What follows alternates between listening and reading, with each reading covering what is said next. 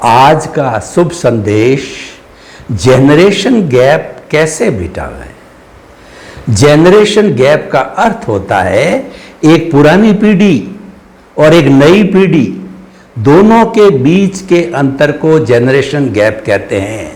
जैसे कि एक दादा है, दादा का जो बेटा होता है उसके अंदर 25 साल का डिफरेंस होता है, और बेटे के बाद में पोता होता है, फिर 25 साल का गैप, यानी दादा और पोते के बीच में 50 साल का गैप और बेटे और पिता के बीच में 25 साल का गैप। ये लगभग 20-25 साल का जो गैप ही जेनरेशन गैप कहलाता है।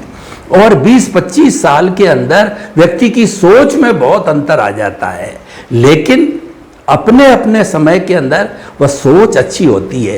होता क्या है हमारे व्यवहार जगत के अंदर कि जो पुरानी सोच का वयोवृद्ध होता है, दादा होता है, वो कहता है कि मैं कहता हूं वही सही है और अपनी बात को थोपना चाहता है।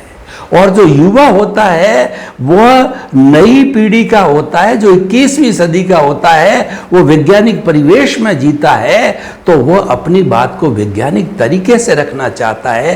तो दोनों की बात का अंतर निश्चित तौर से है, लेकिन दोनों को अच्छी तरह से साथ में रहने के लिए और दोनों में तालमेल हो, दोनों की शक्ति का उपयोग हो जाए, तो उसके लिए इस गैप को मिटाना है। मिटाने का उपाय क्या है कि जो पुराने लोग हैं वो नई पीढ़ी की सोच को स्वीकार करें, और नई पीढ़ी है जिनके पास अभी पूरा अनुभव नहीं हुआ है, वो पुरानी पीढ़ी के अनुभव को भी स्वीकार करे। यानी बुजुर्ग के पास में तो होश है और युवा के पास में जोश है। तो संक्षेप में मैं कहना चाहता हूं कि जब होश और जोश मिल जाते हैं तो वो होलिस्टिक बन जाता, वो संपूर्ण बन जाता है, और वो जेनरेशन गैप मिट जाता है, और वो दोनों मिलकर बड़े आनंद के साथ के अंदर समय व्यतीत कर सकते हैं।